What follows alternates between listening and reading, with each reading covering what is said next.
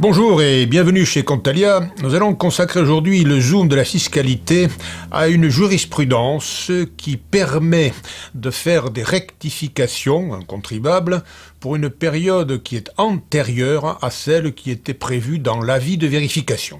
Alors c'est un arrêt intéressant parce que ça permet de rappeler quelques grands principes de cette vérification de comptabilité et puis peut-être d'anticiper quelques évolutions. Alors d'abord, en deux mots, les faits de cette affaire. Donc, c'était une vérification de comptabilité, et la vérification de comptabilité, dans l'avis de vérification, vous savez, on prévoit la période vérifiée, et la période vérifiée, c'était entre le 1er mai 2010 et l'avril 2012, donc c'est 2 ans. Et donc, cette vérification se fait et l'administration fait un redressement concernant la taxe sur les véhicules de société.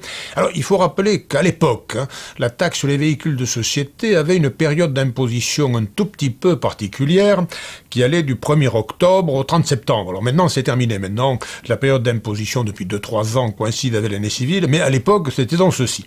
Par conséquent, vous voyez, l'avis des vérifications portait sur la période je l'ai dit, 1er mai 2010, fin avril 2012. Or, on fait un redressement sur la taxe des véhicules de société pour la période qui commençait le 1er octobre 2009, c'est-à-dire donc antérieure à la période.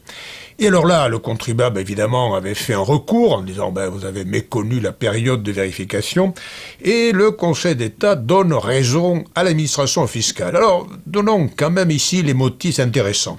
D'abord, première chose, le Conseil d'État rappelle la définition d'une vérification de comptabilité.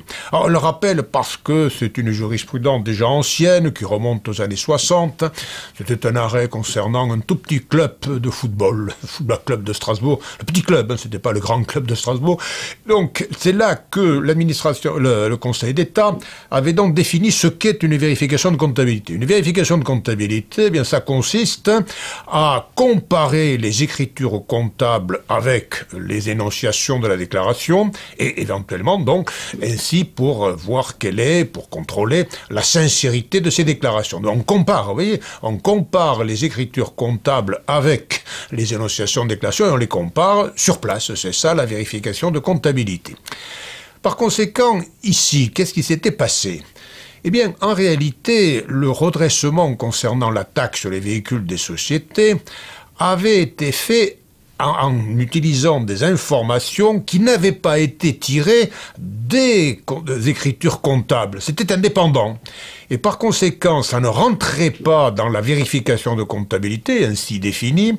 Ainsi donc, on revenait au droit commun d'une procédure contradictoire, et comme le délai de prescription n'était pas expiré, le redressement a été considéré comme étant légal.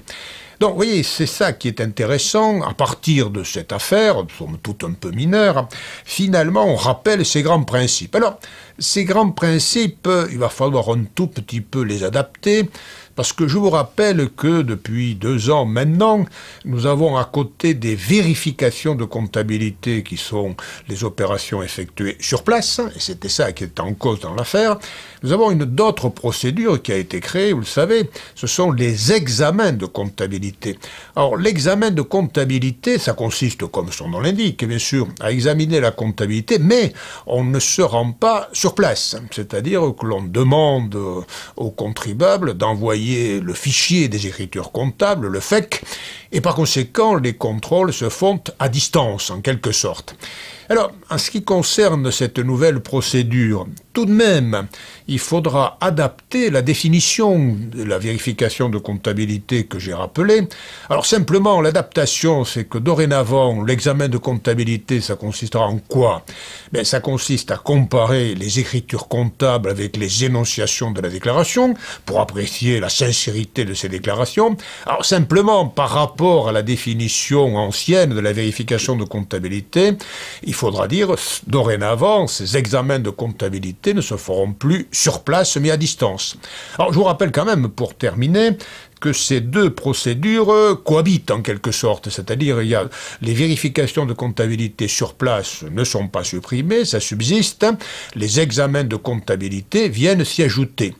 Simplement, l'administration a précisé là récemment qu'on va privilégier les examens de comptabilité parce que c'est plus facile, c'est plus rapide, ça permettra à l'administration de faire plus d'examens, plus de contrôles de comptabilité, en se bornant d'ailleurs à faire des contrôles ponctuels sur quelques points particuliers, provision, amortissement, déficit, etc.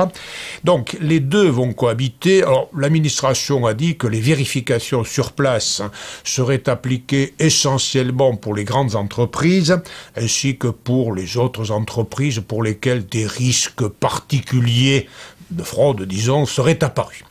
Donc voilà, vous voyez quelle est un peu l'actualisation de cette jurisprudence. Je vous remercie et je vous donne rendez-vous pour un prochain Zoom de la fiscalité sur Contalia. Au revoir.